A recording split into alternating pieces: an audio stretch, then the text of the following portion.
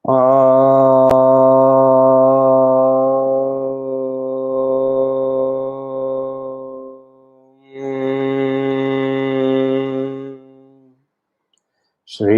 गुरु गणेशाभ्यां नमः।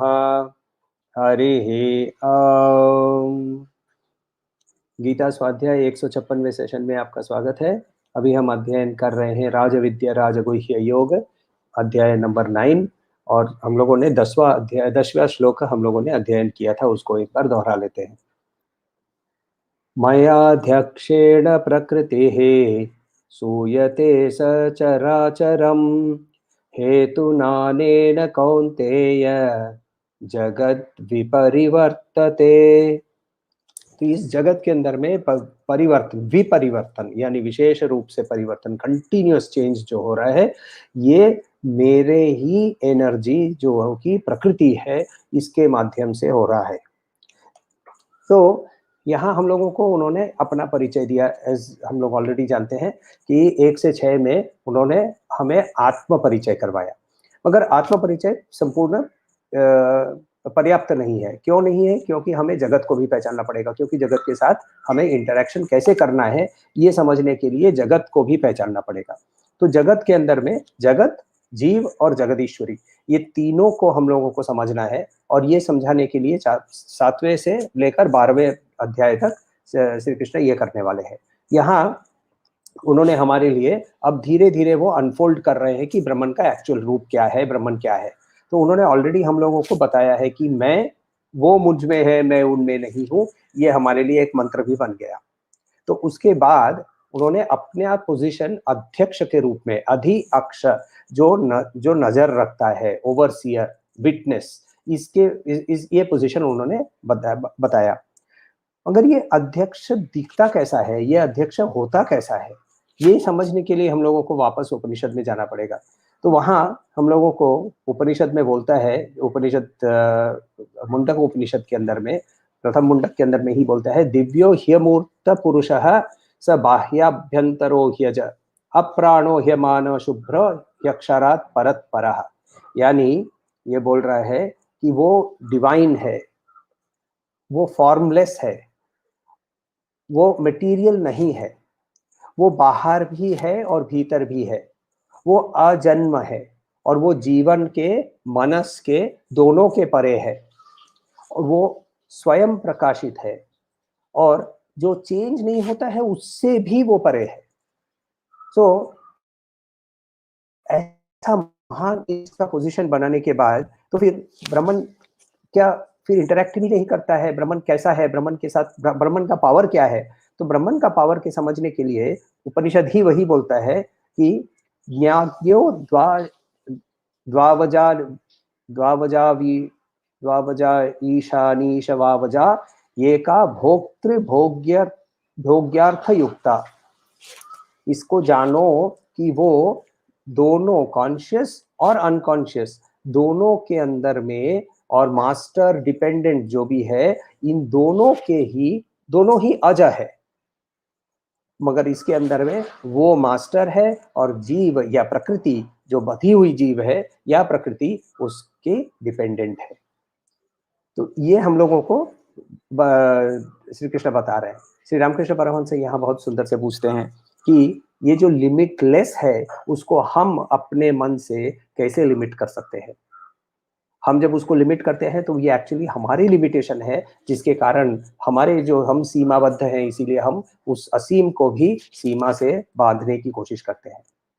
और इसीलिए श्री कृष्ण उनका खुद का परिचय देते हुए वो 11वां श्लोक के अंदर में बोलते हैं। 11वां श्लोक ले लीजिए।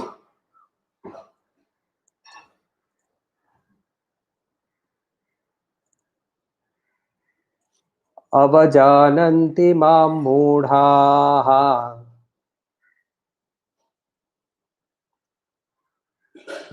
मानुषीं तनुमाश्रितम् परं भावमजानन्तो मम भूतमहेश्वरम्। अवजानन्ति मां मूढ़ाः मानुषीं तनुमाश्रिता परं भावमजानन्तो मम भूतमहेश्वरम् अवजानन्ति। तो ये सारा ज्ञान सुनने के बाद अर्जुन के मन में ये होता होगा, अच्छा तो चलो, तुमने तो ये इस दुनिया में तुम भी आए हो, इस परिवर्तन का तुम भी अंश हो, प्रकृति से ही तुम भी बने हो, तो और तुमने मुझे मेरा पर्पस क्या है वो बता दिया।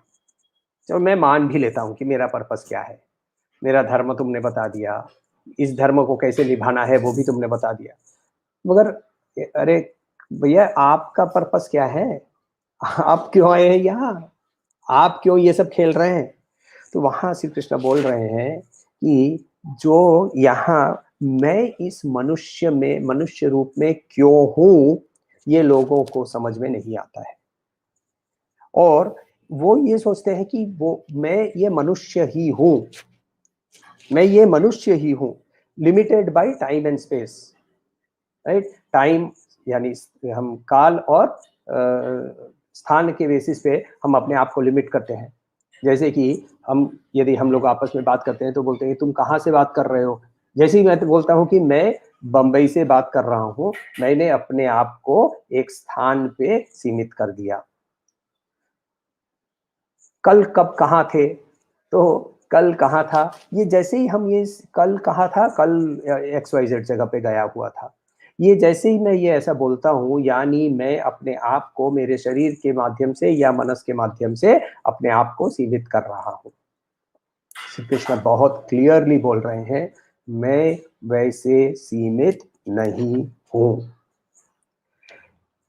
जो इग्नोरेंट है, जो कि डिल्यूडेड है, जिनके अंदर में एक एक एक भ्रम पैदा हुआ है, उनको वो डिस्क्राइब कर रहे हैं, बोल रहे हैं मूढ़। मूढ़ का मतलब डिल्यूडेड। तो ये उनको मेरा परम भाव जो है, वो मेरा जो हायर नेचर है, ये उनको परिचय उसका नहीं है, वो समझ नहीं पाते हैं, वो मिसअंडरस्टैंड करते हैं। अच्छा, ये मिसअंडरस्टैंडिंग बहुत डेंजरस है।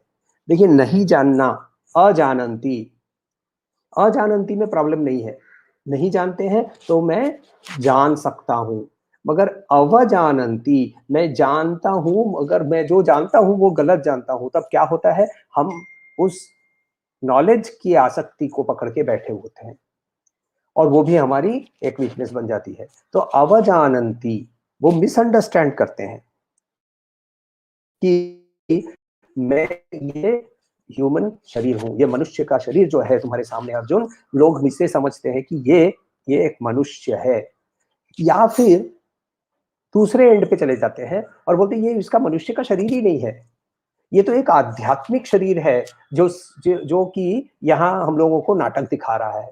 दोनों ही सच नहीं है, क्योंकि मैं इस शरीर से सीमित नहीं हूं। मैं इस शरीर के माध्यम से तुम्हारे साथ बात जरूर कर रहा हूं, क्योंकि इस बिना प्रकृति के ये शरीर काम नहीं कर सकता। ब्राह्मण को काम करने के लिए प्रकृति का माध्यम यूज करता है ब्राह्मण, और वो प्रकृति को यूज करके मैं तुम्हारे साथ बात कर रहा हूं।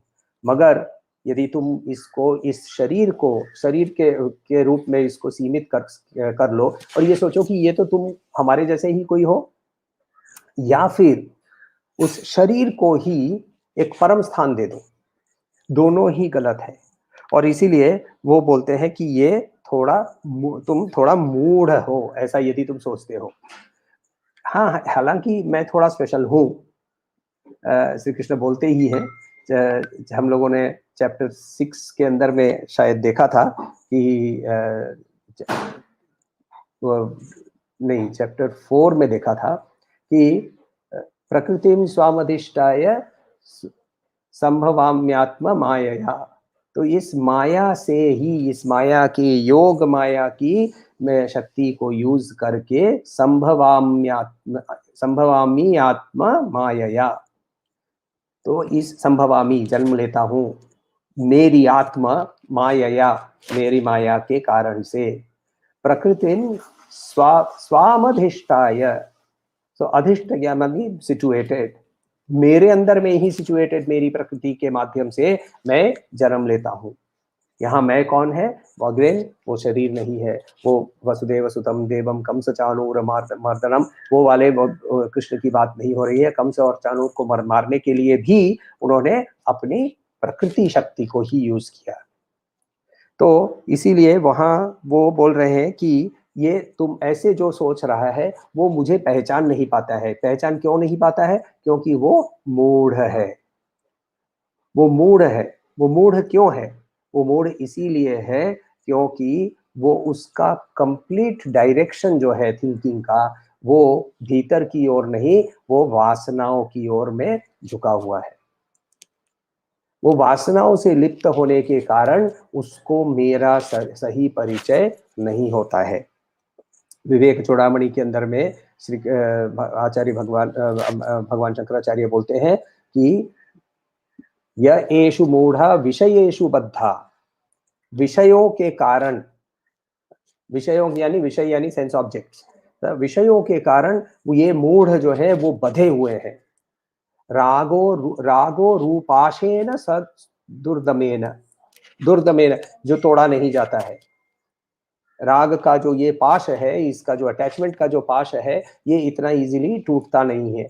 आयांति निर्यांत्यध ऊर्ध्वम उच्चैहि, वो बोलते हैं कि आना जाना, ऊपर जाना नीचे आना, इसके अंदर में वो फंसा रहता है। क्यों फंसा रहता है? स्वकर्म दूतेन जवेन नीताहा, तो अपने कर्म को ही उसका दूत बनकर, बहुत पावरफुल दूत बनकर, उसके कर्म ही उसको धक्का मार मार के उसको अपने वश में करके उसको काम करवाते हैं। क्योंकि हम, हमारी प्रेजेंट सिचुएशन जहां हम अभी हैं, ये हमारे पास्ट कर्मों के कारण ही हम यहाँ पहुंचे हैं। मगर ये बहुत समझने की बहुत इंपॉर्टेंट चीज है कि यहाँ से हमारी डायरेक्शन यदि बदलनी है तो ये चॉइस हमारे हाथ में, हमारे हमारे अंदर ही ये चॉइस हमारे आत्मशक्ति के कारण है हमारे पास। और जिस दिन हम वो चॉइस एक्सरसाइज करते हैं कि हम इस सिचुएशन से बाहर निकलने की के लिए स्टार्ट करेंगे, ऑटोमेटिकली हमारे प्रारब्ध की जो फोर्स होती है वो कम होने लगती है। हाँ, कभी कभी ऐसा होता है कि प्रारब्ध की फोर्स जो है वो बहुत ज्यादा ही कस के बांधी हुई होती है, क्योंकि वासना बहुत कसी हुई थी। वासनाओं के कारण जिस जो कर्म हुए थे वो बहुत स्ट्रॉन्ग कर्म थे। मगर जितना स्ट्रॉन्ग कर्म होगा उतना स्ट्रॉन्ग हमारा एफर्ट होगा। यदि एफर्ट उतना स्ट्रॉन्ग है तो फिर प्रारब्ध नहीं, पुरुषार्थ ही जीतेगा। और यदि हम उल्टा करते हैं, हम नहीं ये तो मेरा ही डेस्टिनी है, बस ऐसे ही चलने वाला है, तो खत्म, ऐसे ही चलेंगे हम। और फिर जैसे आचार्य शंकर ने बताया, पुनरपि जननम पुनरपि मरणम करते रहेंगे। और कितनी बार करेंगे? 43 lakhs in 20,000 years into etc etc। तो ये क्या होता है? ये ऐसे जो मूड है जो कि वासनाओं के से बद्ध है, वो मेरा सही का नेचर जो है वो उनको समझ में नहीं आता है। अजानंतो मम भूत महेश्वरम, मैं भूत यानी जो पूरी लिविंग बीइंग्स हैं, जो कि सारी जो मटेरियल यूनिवर्स है, इसका मैं महेश्वरम, इसका मैं ईश्वर हूं। ये जो मूढ़ है उनको ये समझ में नहीं आता है। आपको 100% लोग ऐसे मिले होंगे जो पूछेंगे आपको, अच्छा तुम तो ये रोज भगवान के बारे में बात करते हो, तो दिखाओ मुझे भगवान। भगवान क्या मैं मानने को तैयार नहीं हूँ। वो दुनिया भर को चैलेंज करते रहते हैं, बोलते हैं मुझे भगवान दिखाओ। तो इसके बारे में हम लोगों ने ऑलरेडी एग्जाम्पल देखा था कि राजा को पूछा गया कि इसके अंदर में मक्खन है कि नहीं दूध के अंदर में। उन्होंने कहा हाँ है, मगर उसको निकालने का एक प्रोसेस होता है, और वो प्रोसेस को जब हम फॉलो करते हैं तभी दिख सकता है। बस ऐसे ही बैठ के भगवान दिखाओ बोलने से भगवान सामने प्रकट होने वाले हैं। ईश्वर तो ये बोलते हैं कि मैं तुम्हारे इतने निकट हूं कि मैं तुम्हारे अंदर ही हूं, और मेरे बगैर तुम कुछ नहीं कर सकते हो, क्योंकि मैं तुम्हारे अंदर में जीवन शक्ति के रूप में उपस्थित हूं। मुझे कुछ नहीं होता है, मगर मेरी उपस्थिति में ही सब कुछ होता है। मैं नहीं हूं तो कोई रिएक्शन नहीं होगा, कोई एक्शन नहीं होगा। कैटलिस्ट होता है ना केमिकल रिएक्शंस के अंदर में, तो वैसा कैटलिस्ट के जैसे, मगर कैटलिस्ट को कोई असर नहीं होता है, कैटलिस्ट वैसे का वैसे रहता है, उसके आजू बाजू में केमिकल रिएक्शन होता है, कैटलिस्ट हटा देते हैं, रिएक्शन बंद हो जाता है। वैसे ही मैं इस पूरे संसार का कैटलिस्ट हूँ, मेरे सामने ही चेंज, मेरे उपस्थिति के कारण ही ये चेंजेस होते हैं। मगर ये परिवर्तन मैं नहीं हो रहूं तो एक भी परिवर्तन संभव नहीं है। तो ये, मगर यानी ये सारी एक्टिविटी होते समय मैं नॉन एक्टिव हूं। देखिए, नॉन एक्टिव और इनएक्टिव दोनों अंग्रेजी शब्द यूज कर रहा हूं, इनको समझना थोड़ा जरूरी है। नॉन एक्टिव का मतलब present but not engaging. Inactive का मतलब मैं हूं ही नहीं, उपस्थित ही नहीं हूं, जड़ हो गया हूं। राइट? तो यहां इनएक्टिव नहीं बोल रहे हैं, वो बोल रहे हैं नॉन एक्टिव हूं, यानी मैं प्रेजेंट हूं मगर मैं मटेरियल वर्ल्ड के साथ एंगेज नहीं करता हूं। उन्होंने पहले भी बताया हम लोगों को कि उनके एक हायर नेचर है और एक लोअर नेचर है, एक पराशक्ति है और एक अपराशक्ति है, और अपराशक्ति को उन्होंने प्रकृति के रूप में नाम दिया हुआ था। हमारी प्रॉब्लम यह है कि हम जो उनकी अपराशक्ति है, लोअर नेचर है, उसके साथ आइडेंटिफाई करते हैं। वो लोअर नेचर का रूप क्या था? वो अष्टधा उन्होंने बताया था, जो क्षिति अप मरुत तेज व्योम पंचतत्व जो है, और बुद्धि मनस अहंकार। हम इन तीनों के, इन आठों के साथ इतना जुड़े हुए होते हैं कि हम उनकी जो परम भाव जो है, इस श्लोक में उन्होंने वर्ड यूज किया है परम भाव, तो ये परम भाव जो है उनका, ये हम नहीं पहचान पाते हैं। ये जो कॉस्मिक लेवल में जब हमारी इंडिविजुअल कॉन्शियसनेस जो है, ये यदि हम इसको समष्टि के रूप में देखें, तो ये सारी कॉस्मिक ड्रामा जो हो रही है समष्टि के अंदर में, ये जो सारी ड्रामा हो रही है, ये दृश्य देखने वाला ईश्वर है। और वो क्या है? वो भूत का महेश्वर है। भूत का महेश्वर यानी भूतों का ईश्वर, यानी शिव जी को नहीं यहाँ इंडिकेट किया जाता है। किसी व्याख्या में मैंने पढ़ा कि ये श्लोक से पता चलता है कि श्री कृष्ण शिव शंकर भगवान है, भूतों के ईश्वर है वो यहाँ कॉन्टेक्चुअल मीनिंग समझना बहुत जरूरी है। भूत यहाँ हम लोगों को क्लियरली समझ में आता है कि भूत का मतलब यहाँ पंच तत्व के जो भूत है उनके बारे में बात बताया जा रहा है, जो कि प्रकृति से उत्पन्न होते हैं, उनके वो महेश्वर हैं। तो यहाँ वो सिर्फ जो एक सखा के रूप में, सारथी के रूप में सामने जो प्रकट हो रहे हैं, उनका एक एक्चुअली लार्जर, एक बहुत बड़ा उनका रंगमंच है। और हम ना इस रंगमंच में उस नाटककार को, जो एक्टर है, उसको देखकर हम उसकी जो रियलिटी है वो समझ नहीं पाते हैं। एक बच्चा होता है, वो घर पे जब उसके पिताजी आते हैं तो वो पिताजी के कंधे पे चढ़ जाता है, कभी कभी उनको मुक्का मार लेता है, उनके छोटा बच्चा है गोदी पे बैठता है, गोदी पे वो सुसु कर लेता है।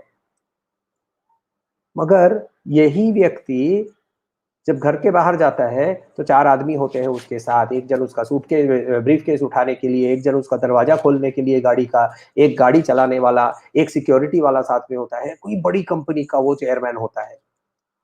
बच्चा उसको नहीं पहचानता, बच्चा तो उसको क्या जानता है, बोलता है पापा। तो ये हमारे जो अलग अलग भूमिकाएं हैं, ऐसी भूमिका के अंदर में हम उस भूमिका के पीछे उसका जो एक्चुअल रूप है, उसका जो परम भाव है, ये परम भाव को पहचानने के लिए हमें मूढ़ता से अलग होना जरूरी है। और इस मूढ़ता से अलग होने के लिए श्री कृष्ण खुद ही बोल रहे हैं कि जो मेरे लोअर नेचर, मेरी जो अपरा शक्ति है, उसके साथ जो जो लिप्त हो जाते हैं वासनाओं के कारण, और शरीर मनस बुद्धि, इनके कारण से, इनके साथ आइडेंटिफिकेशन के कारण, इसीलिए तुम मुझे नहीं पहचान पाते हो, श्री कृष्ण बोल रहे हैं।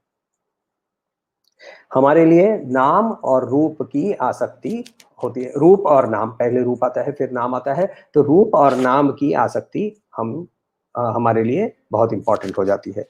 और इसीलिए श्री कृष्ण और अर्जुन को बहुत क्लियरली उसको बोल रहे हैं कि तुम मुझे ये शरीर तुम्हारे सामने खड़ा हुआ तुम्हारा सारथी मत समझो। ये शरीर है और इस शरीर के माध्यम से ही मैं तुम्हारे साथ वार्तालाप कर रहा हूं, मगर मैं ये शरीर नहीं हूं। श्री कृष्ण एक योग की अवस्था में बात कर रहे हैं और एक्चुअली महाभारत के अंदर में ही इसका प्रमाण है। महाभारत के अंदर में जब वापस दूसरी बार अर्जुन जब श्री कृष्ण को बोलता है कि युद्ध के पहले तुमने मुझे बहुत सारा ज्ञान दिया, वो ज्ञान मुझे वापस दो, तो ये श्री कृष्ण बोलते हैं कि उस समय तो मैं योग अवस्था में था। और योग अवस्था के अंदर में वो उनके खुद के शरीर में असीमता का अनुभव करते हुए वो अर्जुन के साथ बात कर रहे हैं और इसीलिए वो बोल रहे हैं कि ये सारी सृष्टि मेरी उपस्थिति के में ही होती है और इसीलिए मैं महेश्वर हूं। इन श्लोकों पर थोड़ा सा मनन करें तो इसका क्रॉस रेफरेंस हम लोगों को बहुत सुंदर से एक जगह पे मिलता है। चैप्टर 4 के अंदर में ही उन्होंने कहा था, यदा यदा ही धर्मस्य ग्लानिर्भवति भारत अभ्युत्थानम धर्मस्य तदात्मानं सृजाम्यहम् परित्राणाय साधूनां विनाशाय च दुष्कृतां धर्म संस्थापनार्थाय संभवामि युगे युगे। तो ये जो अवतरण का जो प्रिंसिपल है वो ही यहाँ हम लोगों को बार बार उन्होंने समझाया। यहाँ भी हम लोगों को 9वें चैप्टर के अंदर में भी 11वां श्लोक के अंदर में वो हमें समझा रहे हैं। कैसे समझा रहे हैं? देखिए, प्रकृति जो है वो जो ईश्वर की लोअर नेचर है, अपराशक्ति है, उसका एक ही काम है, वो एक क्षेत्र बनाती है। इस क्षेत्र को जीव के हाथ में सौंप दिया जाता है। जीव का काम है इसके अंदर में इससे सांसारिक या आध्यात्मिक उन्नति प्राप्त करें। मगर उन्नति प्राप्त करने के लिए ये क्षेत्र हमारे सामने रख दिया जाता है। कभी कभी कोई कोई इंडिविजुअल जीव जो होता है वो उसके वासनावशत वो क्या करता है, वो एक इम्बैलेंस खड़ा कर देता है, जहां की वो दूसरों के अंदर में वो आध्यात्मिक या फिर सांसारिक उन्नति नहीं करने देता है। एग्जाम्पल हम लोग लेते हैं, जैसे रावण था। रावण ने क्या किया, एक क्षेत्र के अंदर में उसने सबके आध्यात्मिक उन्नति को रोक दिया या रोकने की कोशिश की। वैसे ही दुर्योधन को ले लेते हैं, तो दुर्योधन ने लोग सांसारिक सुख ही एक साइड में कर लिया, उसने अपनी ओर खींच लिया, उसके अंदर में उसने बैलेंस को खत्म कर दिया।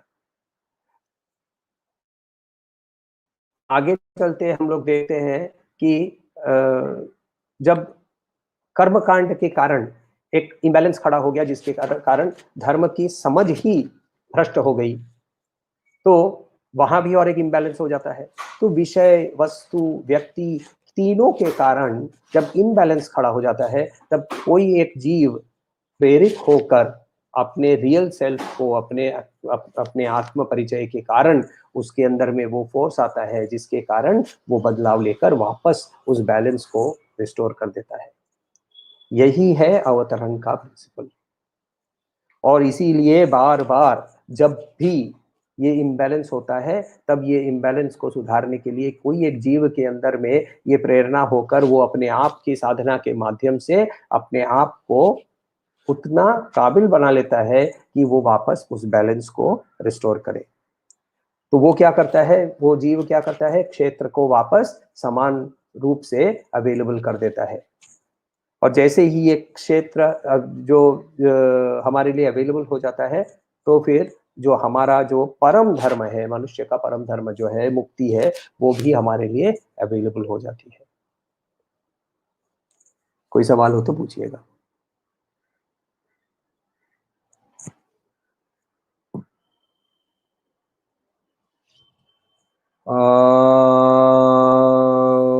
शांति शांति शांति।